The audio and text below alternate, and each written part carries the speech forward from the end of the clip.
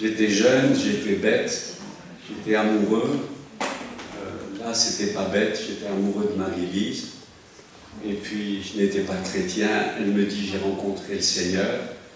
J'ai pensé, parce que quand on est jeune, des fois, on n'est pas toujours futé. Je lui ai dit, tu dois choisir entre Dieu et moi. Et moi. Et elle m'a répondu, eh ben, c'est Dieu, quoi.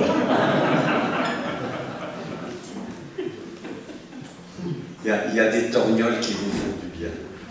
Les filles, ne dites pas tout de suite oui. Il faut apprendre à dire. Hein?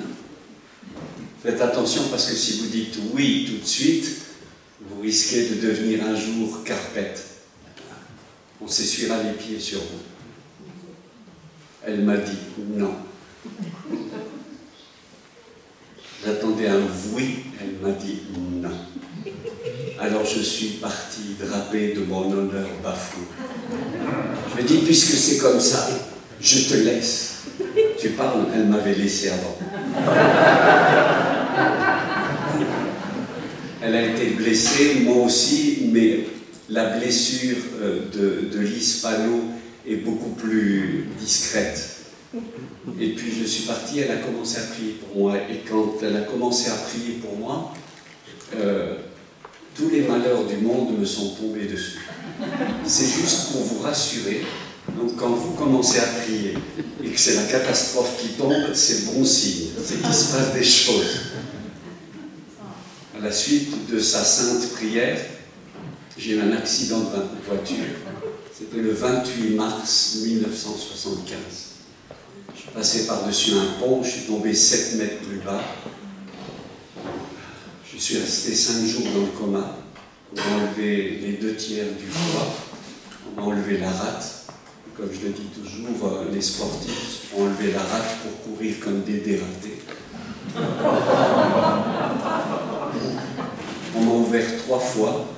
J'ai compté 50 cm de cicatrices, multiplié par 3, ça fait 1,50 m. Si vous voulez, on fait une compète, hein, en comptant votre appendicite, etc. Bon. Et c'est là que j'ai rencontré le Seigneur. Voilà.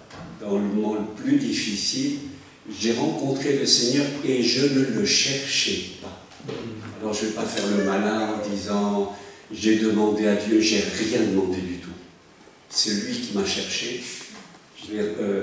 Marie-Lise est venue à l'hôpital, j'étais en train de mourir. C'est pour ça que je dis que je suis le fruit de la prière de guérison.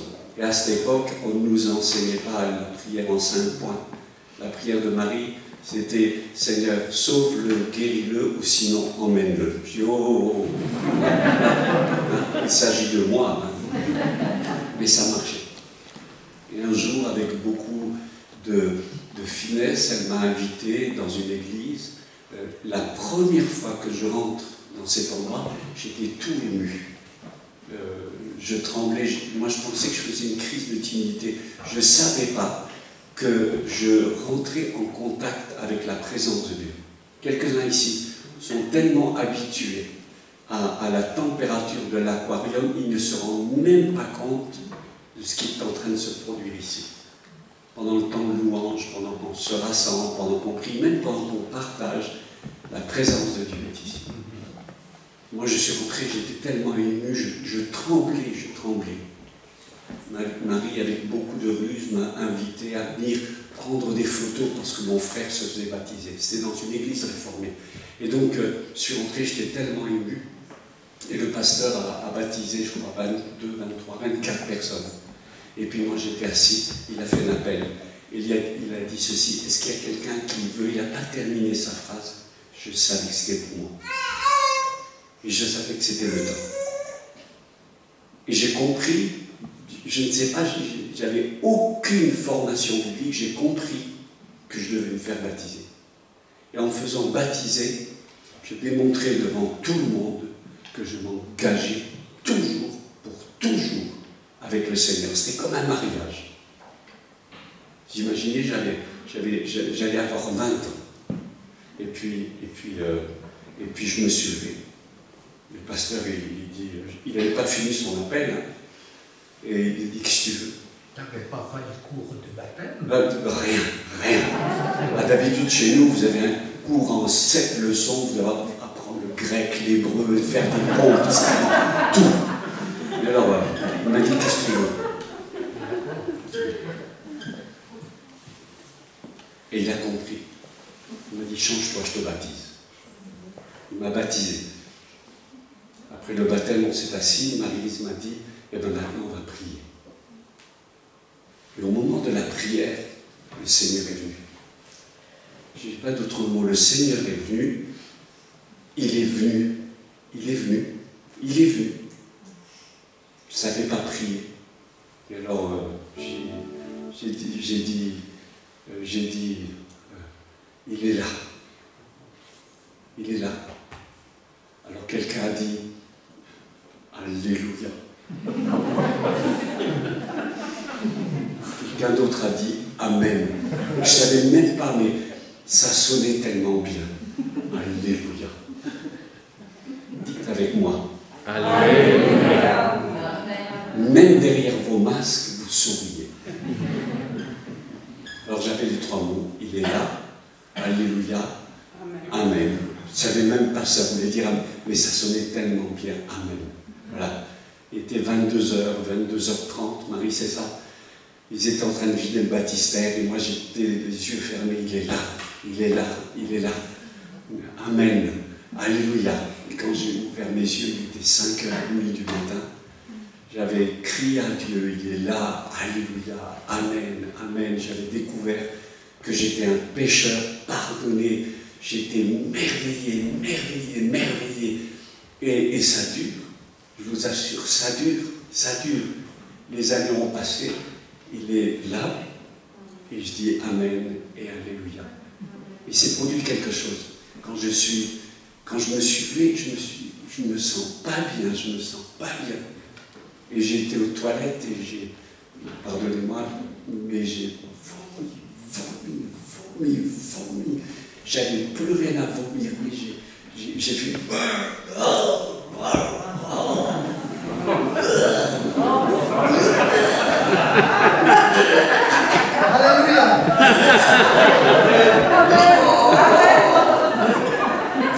Non, vous savez pas, hein, je fais ça comme ça, mais imaginez que vous venez de sortir de l'hôpital et que vos cicatrices sont en... Hein, quand quelqu'un a des cicatrices comme ça, un appendicite, vous n'osez même pas faire...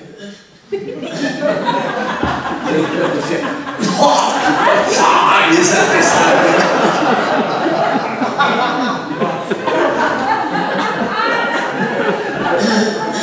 Moi j'ai...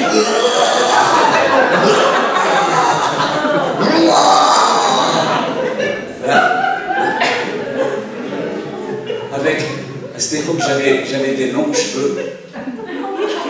J'étais un hippie propre. Hein, j'avais des longs cheveux, vous imaginez. Oh,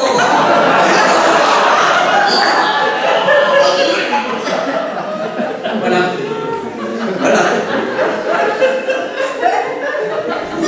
Vous imaginez. Gardons un peu de dignité. C'était ça. Je sentais que ça dégageait tout ce que j'avais mangé, toutes mes idéologies, toute ma philosophie, tout, le marxisme, la même chose, c'était ça dégageait.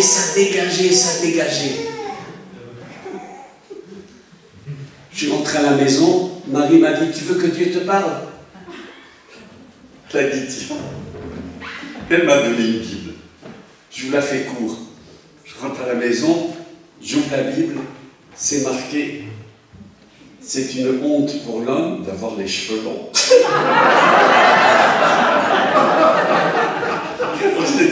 J'ai dit « C'est culturel. » Je prends un paquet de Bible et je tombe dans l'Ézéchiel. C'est marqué « coupe ta chevelure, jette-la au loin. Je ne l'ai pas fait compliqué. Pour moi, Dieu m'a parlé. Alléluia. Voilà. Alors je suis arrivé, j'ai pris une paire de ciseaux, ma mère me dit, mais qu'est-ce que tu fais? Je dis, tout va bien. Mais j'ai coupé, et j'ai coupé, Aline, pour que tu viennes. Et j'ai coupé, j'ai coupé partout. Voilà. Ça choque, hein, ça choque, hein. Ouais, mais obéissance radicale. Obéissance radicale. Du latin radix. Du latin racine. Jusqu'à la racine. Pas négocier, pas discuter, etc. Obéissance radicale, obéissance tout de suite, obéissance maintenant. Évidemment, quand j'avais fini, je ressemblais à Jeanne d'Arc, juste avant qu'elle soit brûlée. Il y avait des trous par ici, ça avait une houppette par là. M'en fiche. Obéissance radicale. C'est écrit, j'obéis. Point final. Tu crois que je dois me faire baptiser? Ouais, mais si je sors de l'eau, je vais avoir les vêtements collés, ils vont voir mes formes. Et alors? T'as des formes. Et alors? Si la Bible le dit, tu le fais. Si la Bible disait que tu dois te baptiser dans une fosse à Curin, plonge. Point. C'est marqué, on le fait. C'est une obéissance. C'est comme ça. Donc, est-ce que tu as une révélation pour servir le Seigneur? Mais non, c'est marqué. C'est ce qui est écrit. J'étais en train d'enseigner dans une école missionnaire aux États-Unis. Des jeunes missionnaires qui avaient fini leur formation et j'avais la dernière semaine avec eux. Je commence à prendre quelques textes, je parcours quelques textes, je donne quelques versets bibliques et je les regardais comme un caméléon, voilà. Un caméléon, il regarde comme ça, il regarde comme ça. Et pendant que je lisais ma Bible, je les regardais. Ils ne savaient même pas où se trouvaient les textes dans la Bible. Je dis, mais c'est pas possible. Ils vont partir en mission et ils ne savent même pas comment manier l'épée de la parole de Dieu.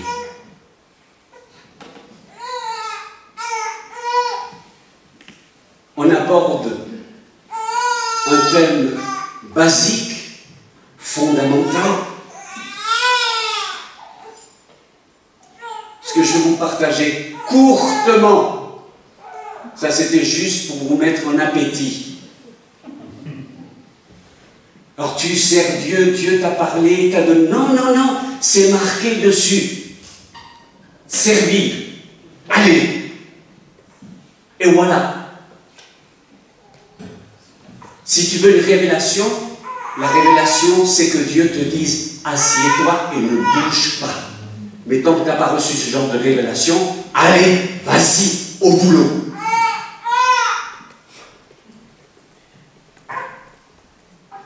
Alors, ce que je veux vous partager, courtement, écoutez bien, quelqu'un qui vient de recevoir le Seigneur aujourd'hui, ce message c'est pour lui. Quelqu'un qui a 1 an de conversion, ce message c'est pour lui. Quelqu'un qui a 10 ans de conversion, ce message est pour lui. Quelqu'un qui est engagé dans l'œuvre de Dieu, ce message est pour lui.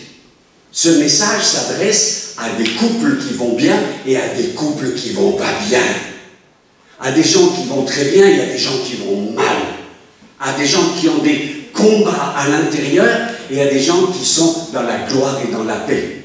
C'est un message pour tous, tout le temps. C'est un message que j'adresse mais c'est un message que je m'adresse. Pendant que je prêche avec émotion, je me prêche aussi avec émotion. C'est basique, c'est fondamental, et alors je commence comme j'envoie les 2 minutes. Bonjour les amis, bonjour les disciples de Jésus. Un disciple de Jésus a besoin d'entendre un message fondamental basé sur Romains 12, versets 1 et 2. Je vous exhorte, frères, par les compassions de Dieu, à offrir vos corps en sacrifice saint, vivant, ce qui serait de votre part un culte raisonnable. Point, je m'arrête là. C'est le premier point de ce que j'ai commencé à partager hier d'une manière un petit peu surprenante, mais c'est ceci. Tous les disciples sont des chrétiens, mais tous les chrétiens ne sont pas des disciples. Vous voulez que je répète? Pour ceux qui prennent des notes, faites semblant de prendre des notes comme ça. Tous les disciples sont des chrétiens, mais tous les chrétiens ne sont pas des disciples. Un disciple, c'est quelqu'un qui suit Jésus. C'est quelqu'un qui suit Jésus. Un chrétien, c'est quelqu'un qui a entendu parler de Jésus, qui peut parler de Jésus, qui peut vous parler de la Bible, mais qui est assis, qui ne suit pas Jésus. Un disciple, c'est quelqu'un qui suit Jésus. Voilà, c'est quelqu'un qui suit Jésus, tout simplement. Il court, et bien, son disciple le suit, tout simplement. C'est ça. Un chrétien, il regarde, il peut en parler, etc. Un disciple, il sait quand le Seigneur s'arrête et quand il continue. Hein? C'est ça un disciple. Un disciple, il voit Jésus sauter, et alors son disciple, il saute. C'est ça, c'est pas compliqué. Hein, le disciple, il a compris, il sait que quand il doit aller à gauche, c'est parce que son maître va à gauche. Il va à droite, son maître a fait à droite, alors son disciple, c'est ça, c'est pas compliqué. La vie chrétienne n'est pas compliquée. C'est de ça qu'il s'agit. Alors, vous avez un maître fatigué. Venez avec moi. Luc, au chapitre 14. 4 éléments qui définissent l'obéissance du disciple. C'était pas 5, pas 3, 4. Ce à quoi le Seigneur t'appelle dans 4 aspects de ta vie. Ce qui définit ta vie. Luc, chapitre 14, et c'est le verset 15.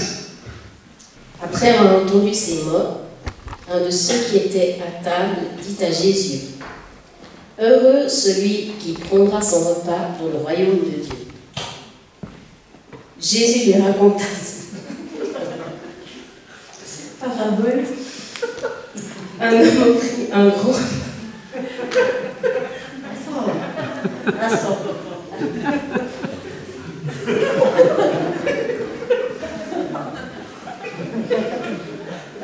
Jésus.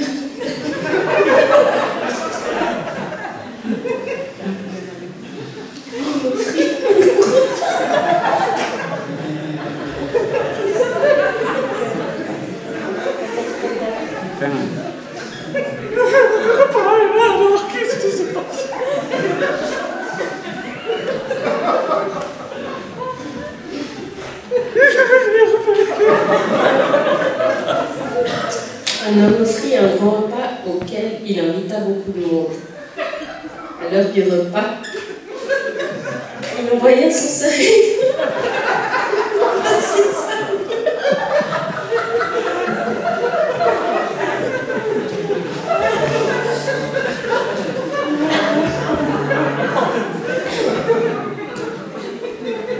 Dire aux invités, venez car c'est prêt maintenant. Et tous, l'un après l'autre, se mirent à s'excuser. Le premier dit au serviteur, j'ai acheté un champ et il faut que j'aille le voir. Je te prie de m'excuser. Un autre lui dit, j'ai acheté 5 paires de bœufs et je vais les essayer, je te prie de m'excuser. Un autre encore dit, je viens de me marier. Et c'est pourquoi je ne peux pas y aller. Le serviteur retourna auprès de son maître et lui rapporta ses réponses. Le maître de la maison se mit en colère et dit à son serviteur, va vite sur les places et dans les rues de la ville et amène ici les pauvres, les infirmes, les aveugles et les boiteux. Merci. Et un tout petit peu plus loin. Donc 25. De grandes foules faisaient route avec Jésus. Il se retourna et leur dit, celui qui vient à moi doit me préférer à son père, sa mère, sa femme, ses enfants, ses frères, ses sœurs, et même à sa propre personne. Sinon, il ne peut pas être mon disciple. Celui qui ne porte pas sa croix et ne me suit pas ne peut pas être mon disciple. Si l'un de vous veut construire une tour, il s'assied d'abord et calcule combien ça coûtera, afin de voir s'il a assez d'argent pour achever le travail.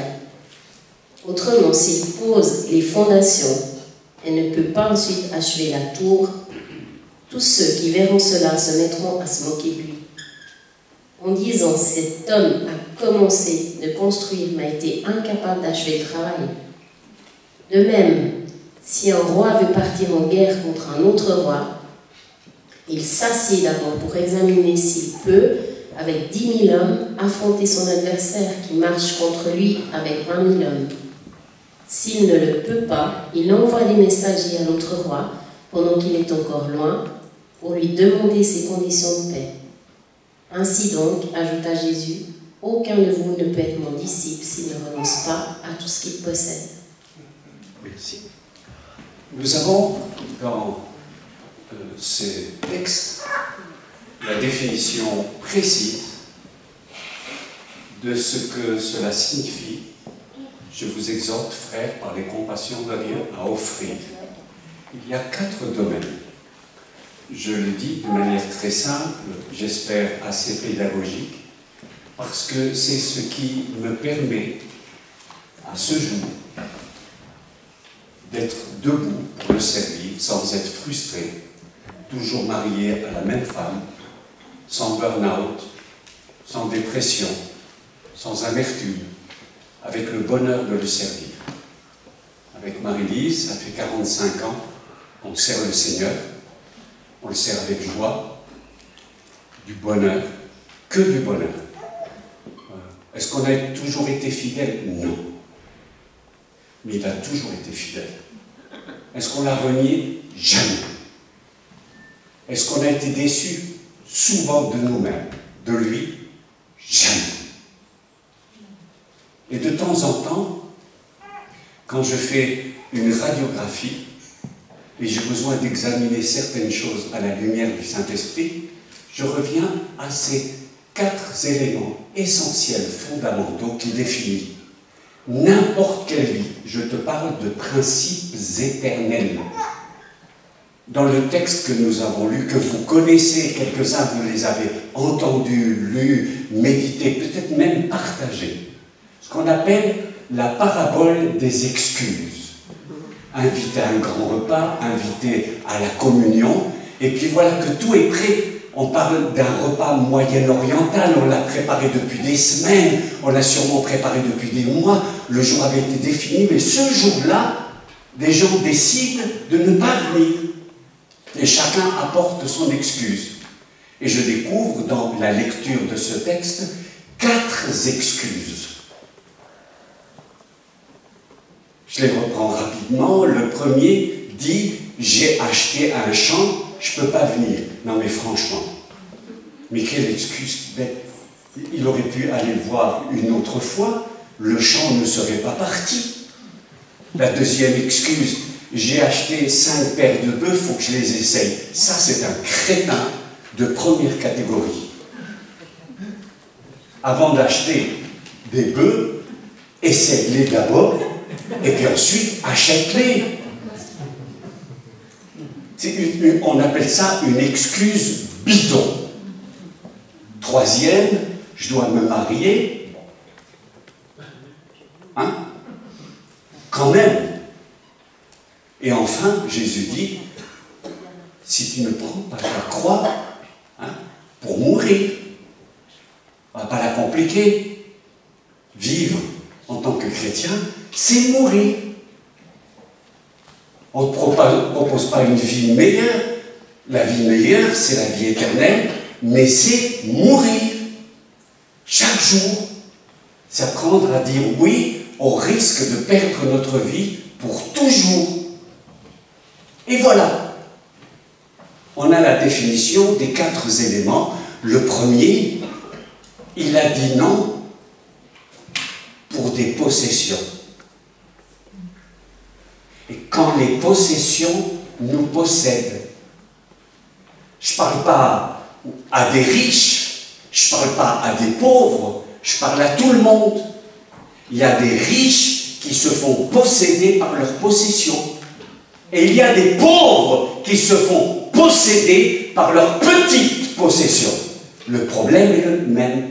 La question, ce n'est pas les possessions, c'est l'amour des possessions défini par Timothée. Donc de temps en temps, j'ai besoin de réfléchir sur cet élément fondamental. Ce n'est pas seulement les possessions, c'est la sécurité. C'est la sécurité. J'ai tellement besoin de sécurité. Je peux parler dans une conférence universitaire ailleurs que dans un contexte évangélique et je parlerai de la même chose. Tout être a besoin de sécurité. Et avant que tu te maries, pense à savoir, est-ce que tu as un travail, mon chéri? Parce que tu vas devoir prendre soin de moi. Et j'ai besoin de sous, mon amour. Sécurité. Et toute notre vie, le Seigneur va nous secouer dans nos sécurités. C'est pas compliqué. Et de temps en temps, il secoue l'arbre de notre vie en faisant tomber certaines de nos sécurités pour nous amener dans une insécurité pour qu'on puisse dire, Seigneur, tu es ma sécurité. Alors qu'on soit chrétien, pas chrétien, marié, pas marié, quand on parle de sous-sous, ça éveille des conflits. Une des grandes situations de conflit dans un couple, souvent, c'est à cause de l'argent.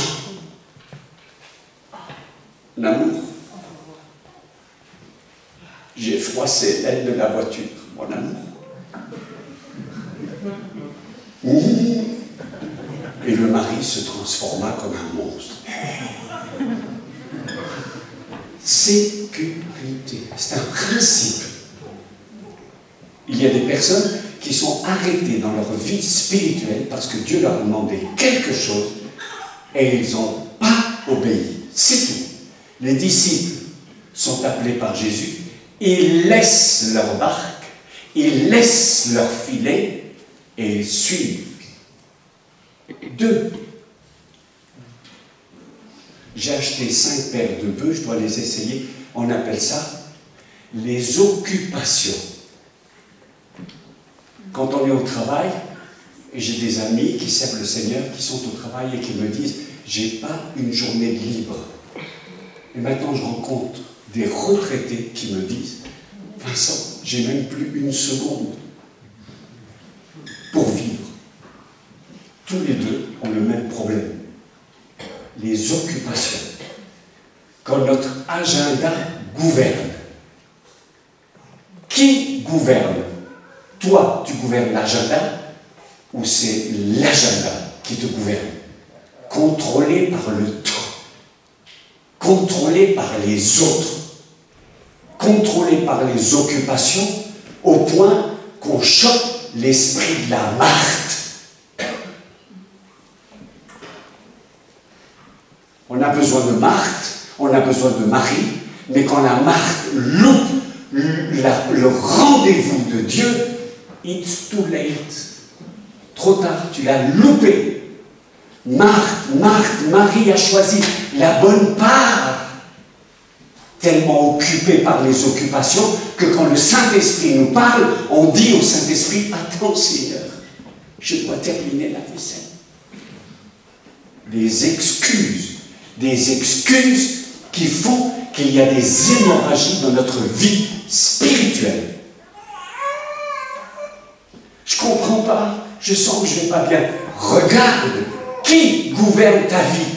Dieu nous a donné à tous 24 heures, des semaines de 7 jours, des mois approximatifs de 28, 29, 30 et 31 jours.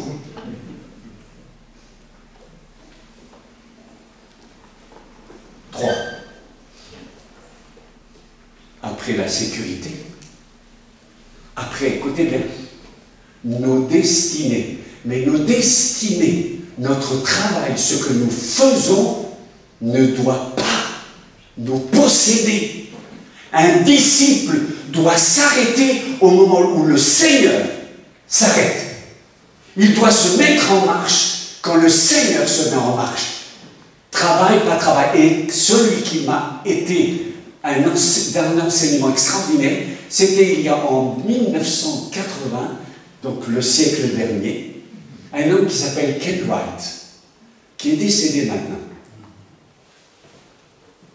Ingénieur de formation du travail jusque-là. Et il a dit, j'ai appris à écouter le Seigneur au milieu même de l'activité. Quand l'activité nous fait tomber dans l'activisme.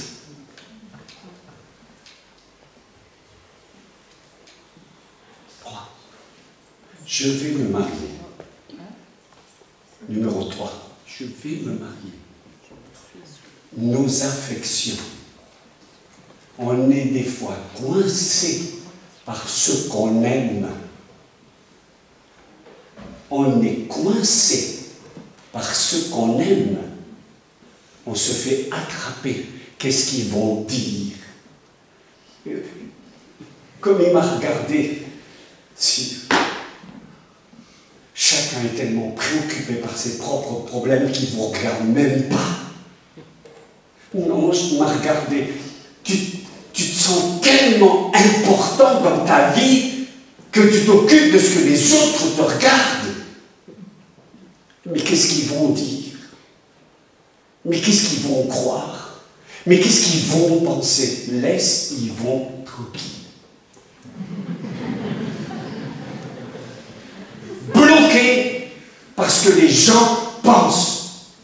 Jamais libres. On n'ose même pas témoigner parce qu'ils vont nous prendre pour une secte. Mais ils nous prennent déjà pour des fous.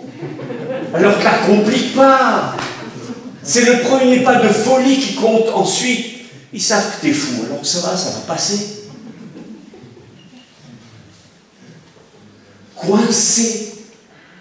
Coincé et lié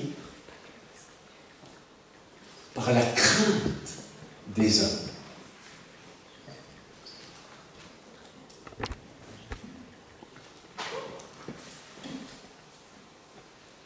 Des gens n'ont pas défendu Jésus par peur d'être rejetés de la synagogue.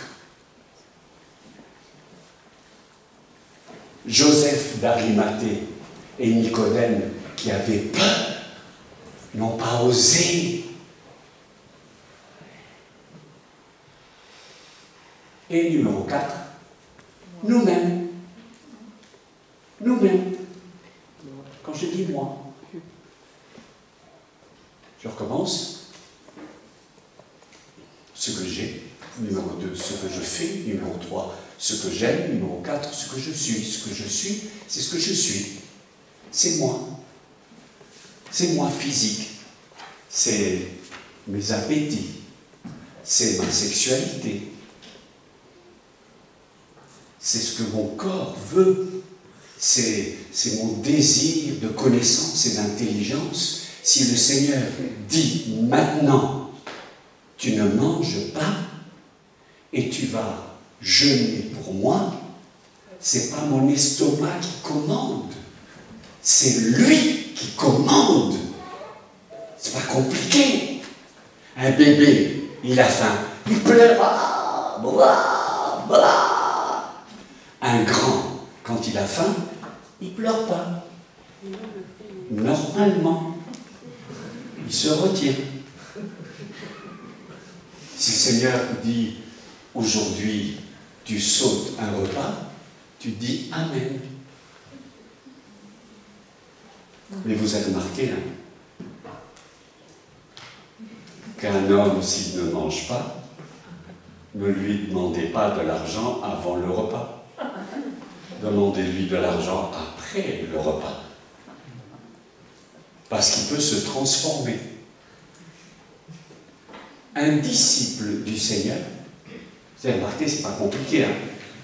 Tu as accepté Jésus ce matin, il y a 10 jours, il y a 20 ans, il y a tant.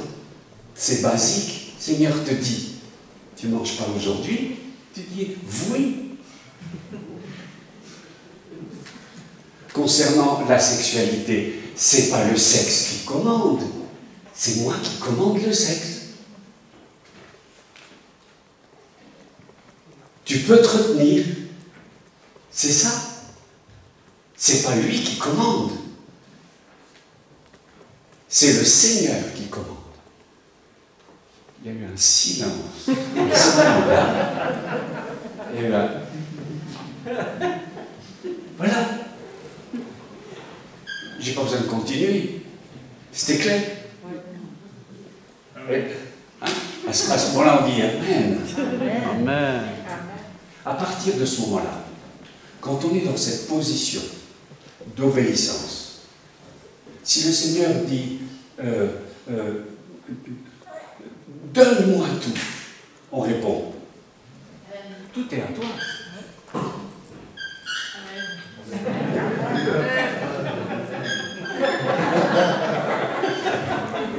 Si le Seigneur dit donne tout, amen.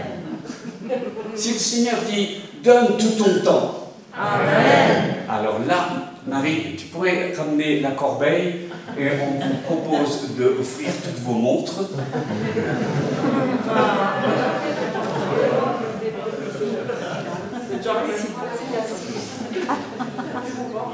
Il y en a quelques-uns qui font comme ceci. C'est comme ça.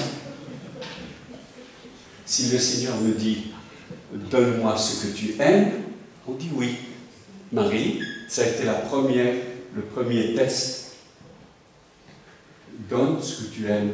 Elle m'aimait. Elle a dit Seigneur, c'est pour toi. C'est ton affaire. En me perdant, elle m'a gagné. Olé.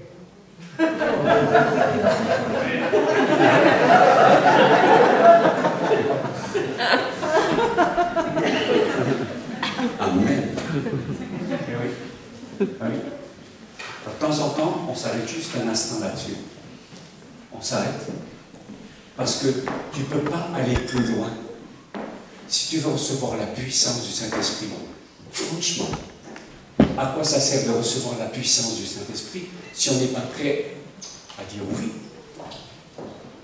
Je te donne tout. Et si on est tout le temps à négocier et à discuter, etc., on n'avance jamais, jamais, jamais pas de puissance. Dieu ne gaspille jamais sa puissance. Et enfin nous-mêmes, et de temps en temps, on a besoin de se faire de temps en temps un psychodrame. Et c'est là où tu vas découvrir si ceux qui servent sont vraiment des disciples du Seigneur. Pas des gens qui te suivent, toi, vous avez bien compris. C'est des personnes qui suivent Jésus. On peut super bien chanter. On peut même, moi j'ai vu des personnes qui prêchaient fabuleux. Ils avaient une vie double. Ils avaient une vie double. Et si tu flaires pas que derrière la beauté des versets, il y a quelque chose qui ne fonctionne pas, tu te mets en danger toi-même. Avant que je choisisse, j'ai mis du temps avant de choisir, Jean-Marc comme pasteur, mon pasteur. Mon pasteur est décédé l'année dernière, il y a 2 ans. C'est moi qui ai fait la prédication de l'enterrement.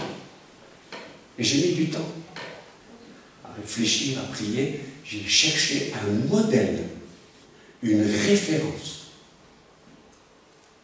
Et pendant longtemps, je regardais Jean-Marc. Je ne regardais pas seulement Jean-Marc, je regardais Jean-Marc et son épouse Edmé. Et pas seulement Jean-Marc et Edmé, leur vie, leur ministère, leurs dizaines d'années dans le ministère, et pas un ministère facile, ministère de délivrance. Vous savez comment on définit un ministère de délivrance? Pour moi, personnellement. Débouche chiotte. Il y a des gens qui sont des disciples du Seigneur et qui sont bloqués à l'intérieur. Ils souffrent, etc. Ils ont été d'église en église, on a prié pour eux, et un jour, lui, il arrive. Stop!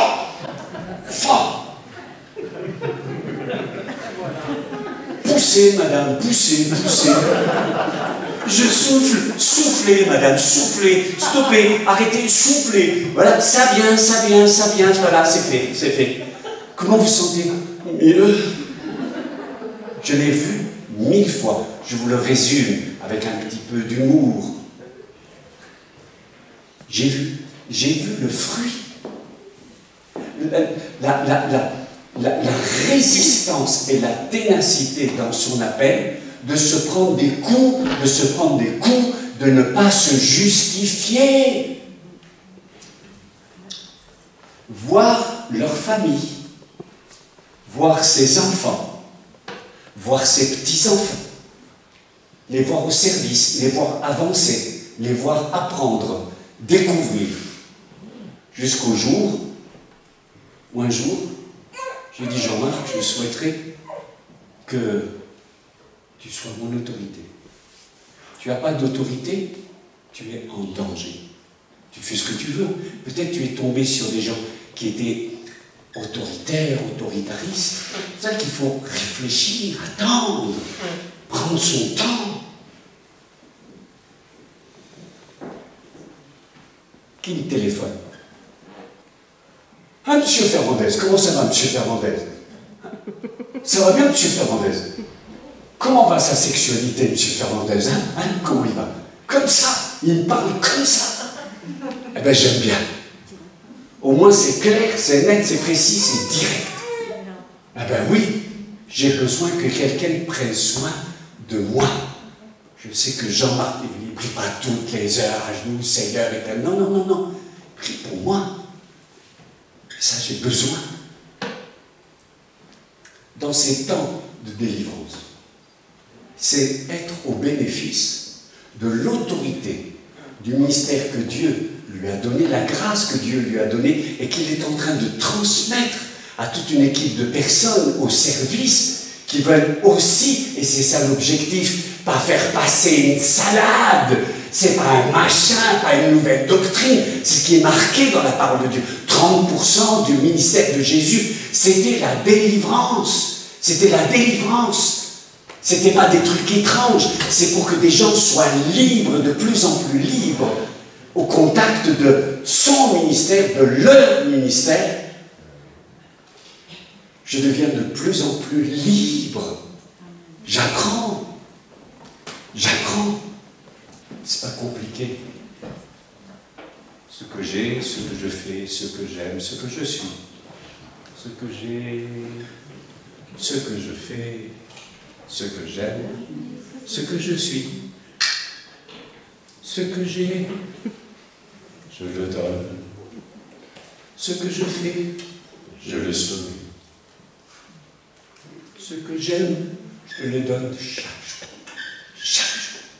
Chaque jour. Non, eh bien, t'inquiète pas, je t'attends. Quand tu me le donnes, je pourrai continuer avec toi. Ce que je suis, je te le donne.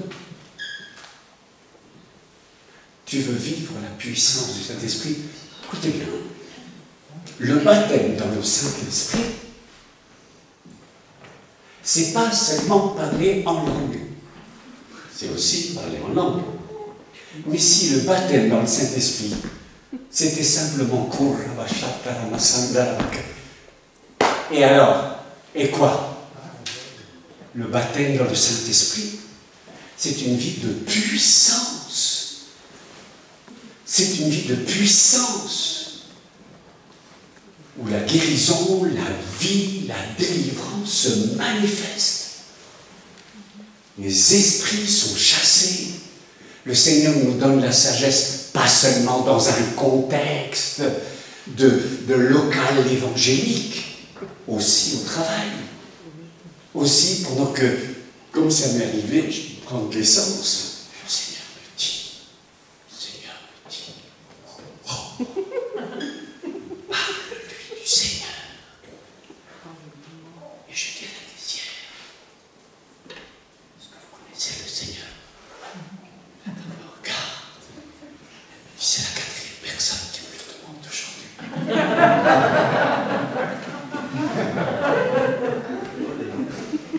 C'est ça, c'est la vie de Dieu chaque jour.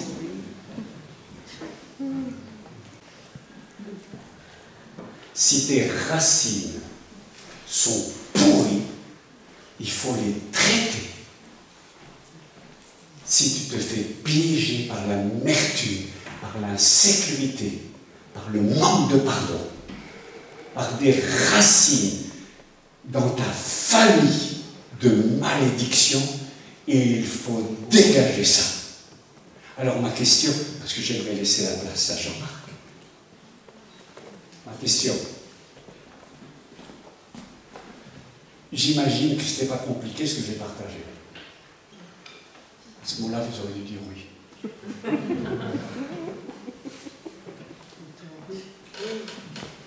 C'est pas compliqué ce que je vous ai dit. Oui. Quel dommage. J'aurais préféré que ce soit la première fois que vous répondiez. Est-ce que vous êtes d'accord de dire, Seigneur, je te donne tout ce que j'ai? Oui. Alors, j'aime bien les Suisses.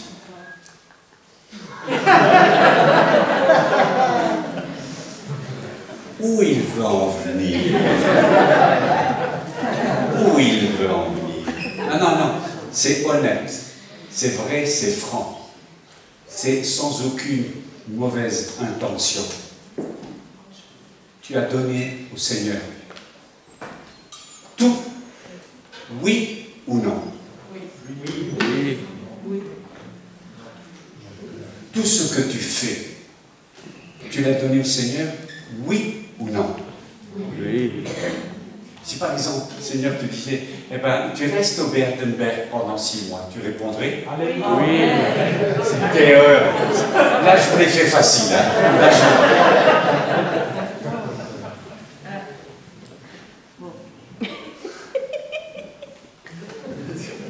si le Seigneur te demande, donne tout ce que tu aimes, qu'est-ce que tu répondrais?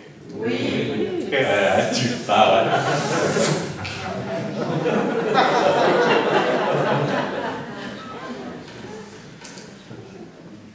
Et Dieu dit à Abraham, donne-moi ton fils. Et Abraham dit, oui. Et Abraham dit, je peux te donner aussi ma belle-mère, Seigneur. Et le Seigneur dit, comment je vais parler d'elle? Oui, il a traîné la belle-mère jusqu'au moment. Il l'a traîné, etc. Il l'a attaché, il a fait écouter, il a fait ça. Et Dieu dit, arrête. Il dit, non, ce que je commence, je viens de le finir. Vous comprenez que là, j'amplifie sur des textes qui ne se trouvent pas dans la Bible. Il y aura toujours quelqu'un qui dira, ouais, c'est vrai, je sens qu'il est inspiré. Est-ce que je suis? Je lui dis oui. Oui ou non? Amen. Il y en a un qui fait.